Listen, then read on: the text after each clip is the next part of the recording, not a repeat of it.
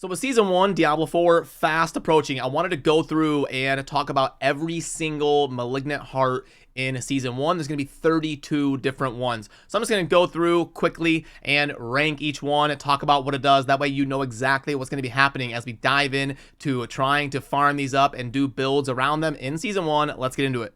Okay, so the way these work is there's going to be 4 different types of them: vicious, brutal, devious, and wrathful. And then they're going to be going in different color sockets within your gear. And then you have some that are going to be working for all classes. And then we also get specialty ones for each class. And it's pretty symmetrical all across the board, where you get 1 of each type here for the different classes. And then you get 3 of each type here for all classes. So first up, we've got the Malignant Heart, and that's going to be critical strikes electrically charge the enemy up to 2.5 seconds, causing lightning to arc between them and any other charged enemies, dealing 68 to 136 lightning damage. Obviously, this will scale up with our builds and all of that.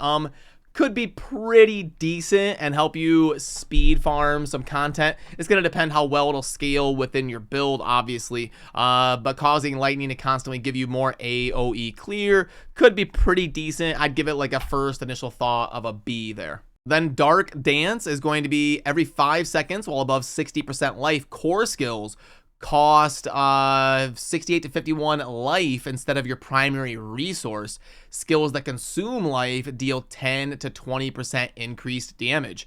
That could be fun. Would probably be best on something like the Rogue, where you have a lot of good sustain and ability to really generate that health back. So this one's going to be really class and build dependent. And then, I mean, it's up to a 20% damage increase. So, I mean, that's pretty solid if you can manage it, I think. Like, it's going to be really tough. It'd be like a B, A, S. I feel like all those grades could make sense here because it is more damage, and we love to have that while we're speed farming. And it looks like you only have to stay above the 60% life there to proc it. So, like, staying healthy, basically, which you can do a lot if you're speed farming. So I'd probably go like an A.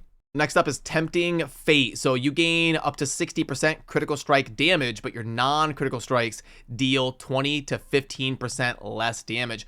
I feel like that's going to be really, really good, especially with Blizzard, to the chagrin of a lot of players out there. They were reducing things like vulnerable damage and critical strike damage. So like if you're min-maxing a build and you're getting up there to like 80 or 90% crit, you really want that 60% crit damage. And you're not trying to burst things down with your non-crits at that point anyway. Would probably be a really bad one for like lower level content. But once you're level 95, 90 plus, whatever, and you've got a pretty min-maxed build, I feel like this has got to be an awesome one right there because you're scaling up your crit damage, which is everything in this game. Next is Lionheart. You gain 10% barrier generation and heal up to 7 life per second while you have a barrier. 7 life per second, I feel like that's a little bit low. You've got obviously the barriers are going to be popular with Sorcerer and stuff, but 10% barrier generation, I feel like the numbers are just too low. 10% barrier and 7 life per second. Maybe you can scale that and do builds that work around it, but I feel like that's just not going to be enough. I feel like we're going to have to go with a C right there. Then Revenge. So up to 20% of incoming damage is instead suppressed. When you use a defensive type skill, all suppressed damage is amplified by 250% and explodes, dealing 1300 or up to 2040 fire damage to nearby enemies. Interesting. So, okay, we're going to be kind of suppressing damage. And then when we use a certain skill, all of the suppressed damage is going to be amplified by 250%, and it's going to explode around us. So I guess if you're taking a bunch of like ranged fire while you're kind of running around and waiting for an elite pack, then you jump into the middle of the elite pack, use a defensive skill or the type of skill that will proc it, and then you kind of blow up everything in an area around you. It could be fun for certain rotational type builds to target in when you jump in. I'm thinking of like a Sorcerer would be really good for this. You kind of like teleport in, use a defensive skill, but your teleport might proc it. So I don't know. It's going to be a little bit interesting, but it could be fun. I'm going to go with a B. Prudent Heart. You become immune for up to 4 seconds after you lose 20% or more than 20% of your life in a single hit, and it can occur once every 110 seconds. Could be really good for hardcore. You'd probably put that at like A or S. Becoming immune is nice and it can really help you get out, but the cooldown is big. That's a big internal cooldown. Like the cheat death procs in Diablo 3 were like 60 seconds, and that's almost double that, and it's only an immune. With a better internal cooldown, it would be a lot better of a grade, but I feel like that's going to be a C, just because of the massive cooldown. Then Determination. Resource draining effects are 40 to 50% less effective. In addition, gain 3 to 8% increased resource generation. Okay, that could be good for a lot of builds out there. So yeah, it just seems pretty solid. I'm going to go with a B on that. Deal up to 680 fire damage to surrounding enemies whenever a crowd control effect is removed from you. That's going to be a little bit, that's going to be just way too inconsistent. Like, first of all, it's just surrounding enemies, and you have to like get a crowd control effect procced on you and then remove it. So yeah, that's just not gonna cut. I think that's got to be like an F. I just don't see how that's gonna be consistently good. After spending, that one was called Retaliation. Next one is called Calculated. After spending 150 to 200 of your primary resource, your next attack stuns enemies for 2 seconds. Again, I mean, it's nice to stun. And there's certain things that can help you stack damage based off of that, but I just don't see how that's going to be super consistent there. Malignant Pact. So this is going to be cycle through a malignant bonus every 20 kills. You're going to gain either Vicious, which is 20% attack speed, Devious, which is core and basic skills, have a 15% fully restore primary resource. Wow. And then Brutal. Every 21 seconds, gain a barrier, absorbing some damage. That damage number is really low, but obviously it's going to scale up. But okay, so yeah, I feel like those first two are really insane. Every 20 kills, you're going to be cycling through pretty consistent. So that's gotta be an S, right? I just feel like the attack speed and then the restoring of your primary resource all the way up to full has gotta be really solid. Then Creeping Death. Your damage over time effects are increased by 30 to 40% for each different crowd control effect on the target. Unstoppable mobs and staggered bosses instead take up to 130% increased damage from your damage over time effects. That's gonna be pretty good. Dots are pretty solid on a lot of builds out there. I'd probably go with like an A. Then we've got Barber here, and this is the last one for all classes. So we've got critical strikes and all subsequent damage within 2 to 4 seconds is absorbed by the target. Then the absorbed damage erupts onto surrounding enemies. I guess when that clock expires, that 2 to 4 seconds. Stored damage is increased by 10% per second. So even if you're not critical striking, I feel like that could be fun, getting like those constant barrages of stored damage kind of exploding while you're speed farming. But again, you can't really control it. So I'd probably go with like a B or an A on that one. And then now we're going to be getting into the class-specific ones. So first up, we've got the Barbarian here. So let me move this. Okay, so the offensive one is going to be after spending 100 to 60 Fury within 2 seconds, your next non-basic skill, critical strike chance is increased by 20 to 30. I feel like that's, I mean, so after spending within your next non, I don't know. I'm going to go with a C on that. While below 40 to 60% life, you receive 50 to 60% more healing from all sources. That could be really good sustain, but it's niche. It's under 60%. So again, I'd go like a C. Punishing Speed. Your skills have a 20 to 30% chance to knock down all enemies for 1.25 seconds, and when that skill's attack speed is higher than 35 to 20%. So you got to hit that qualifier to get that chance to knock down all enemies. I feel like that's a little bit better because you're just kind of hitting a bunch of stuff, and then you have a chance to knock down all enemies. I think that's a little bit better. I'm going to go with a B there. Incoming damage has a 5 to 15% chance of being ignored and instead healing you. So that's the ignoring pain one. I feel like that's so chance of being ignored. So you're basically just going to be ignoring 15% of damage, and then it's also going to be another source of sustain for you. I think that could be pretty solid. Just kind of staying alive and having more sustain. So we'll go with A.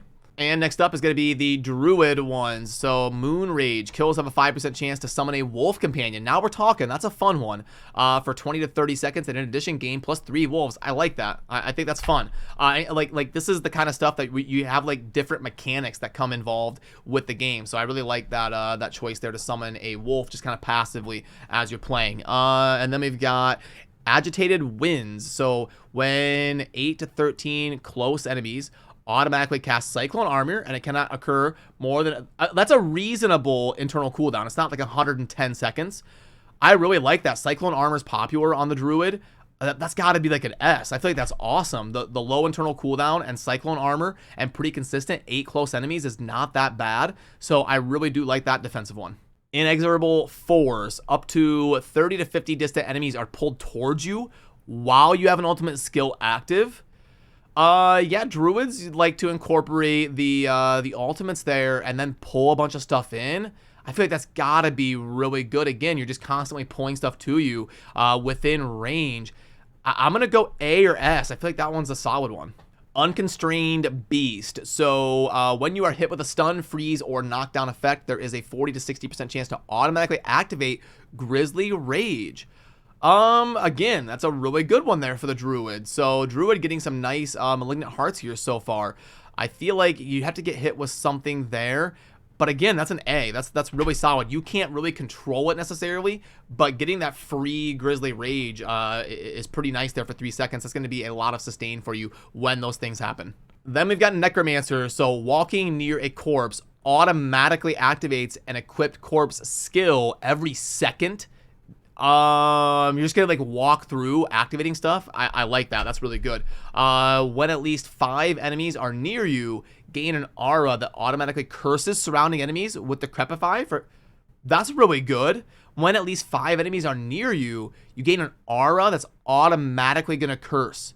And Decrepify is really good. That's gonna provide you a lot of movement speed compared to them and ability to kind of manipulate the battlefield. And auto curses, and it doesn't even say you have to have Decrepify on your bar. So I feel like that's really solid. Then we've got Frozen Terror. Lucky hits up to a 20% chance of inflicting fear for 2.5 seconds. Feared enemies are chilled for 20% every second. Okay, I'll go the C. Each minion drains essence per second, but deals up to 75% increased damage. With no minions, this bonus applies to you. Drains 5 essence a second. Okay, so if you're able to manage your essence well, you'd be getting a 75% damage increase for something like a Bone Spear, where you're like doing your sacrifice instead of your minions. Like, if you can make it work, if you can get the prop, you're gonna need a min-max. You're gonna need to get everything really set up, be like level 90 plus. But if you like take those essence on kill things and you're moving pretty fast, you're speed farming, I feel like that's really solid right there. Then next up, we've got Rogue. Okay, so cluster munitions. Lucky hits have up to a 20% chance to launch 3 stun grenades that deal physical damage and stun enemies. So lucky hit, just like a passive thing, kind of blowing up and doing more AoE damage. I like that a lot. Okay. Next is Trickery. So when you use a subterfuge skill, leave behind an unstable shadow decoy trap that taunts enemies. The shadow decoy trap will explode after 6 seconds. That's a pretty long, cannot occur more than once every 5 seconds. I'm gonna go with like a B. I like 6 seconds is a long time. B or C. I might go with like a C on that one. Lucky hit up to a 40% chance for your cutthroat skills to slow by 40%. For 3 seconds, and your marksman skills to knock back enemies. I like that. That's pretty fun. We'll go with a B. And then our super here for the Rogue is Vile Apothecary. Your attacks have up to a 15% chance to apply all imbuement effects at about 50% of the normal potency. Your attacks and just constantly applying those. I feel like that's really good. So we'll go with A. And then the Sorcerer, we've got Tal Rasha, the famous Tal Rasha. So for each unique element you deal damage with, you're going to deal up to 12% increased damage for 10 seconds. Now, that's pretty easy to proc because a lot of times with Sorcerers, you're using like Teleport, which is lightning, and you're using Flame Shield, which is going to hit stuff around you with fire, and you've got obviously Frost Nova for ice and your ice shards and all that. So pretty easy to stack this up like 3 times, and then you would get, what, a 36% increased damage multiplier, and it lasts for 10 seconds. That's pretty solid. The numbers aren't crazy, but I feel like that's pretty good. We'll go with A. And then Spell Breaking. After taking elemental damage, gain 40% resistance to that element for 5 seconds. Again, resistances are hit or miss. I like it. It's just kind of like constantly passively giving you the relevant resistance, because if you're getting hit by something, like let's say you're in Blind Burrows, you're getting hit by poison, you're going to gain up to 40% resistance to poison for 5 seconds. So, I mean, it's solid. So I'll go with B. Then Spite. When you are afflicted with a crowd control effect, there is an up to 40% chance that the same enemy and enemies around you are also afflicted with that effect. That's cool, but again, you can't control it. Would help with a little bit of survivability when you get CC'd to maybe proc that on enemies as well. But again, kind of a C there. And our last one here. So we've got the Omni Power. Core skills that launch projectiles consume all of your mana. For every 45 to 35 extra mana consumed, you launch an additional projectile, and the damage is increased by 5%. So it's going to consume all of your mana. So you launch your ice shards, and it's going to consume all of the that launch is going to consume all of your mana. And then for the extra mana you consumed, for every so you're going to launch like 2 extra ones, and I guess you'll launch an additional one with I feel like 5% damage increase is so low, but your burst will be a lot better. But I feel like the damage would need to be a little bit more. I guess you could pair it with, remember that one that gave you the chance to restore your resource instantly? Yeah, this Malignant Pact one right here, where it said the devious effect, where your core and basic skills have a 15% chance to fully restore your primary resource. So I guess if you have like your basic and you could like zip up to full mana again, there's some other synergies in here. Yeah, I don't know. I feel like the damage is just too low to justify like dumping your whole globe. So I don't know what to do with that one. It could be some fun, like group things up, teleport in, and just blow everything up by immediately dumping your mana globe, because you wouldn't even really need to worry about like attack speed or anything. I'm gonna go with B, but that one's definitely kind of hard to understand. So I'll go with a B, but that one's a little bit difficult for me to really see how that's going to go without like testing it fully here and really diving into the season. So, okay, we've got the Tempting Fate really stood out to me. And then what other ones were S? Malignant Pact and the Druid, Agitated Winds. That one seems awesome.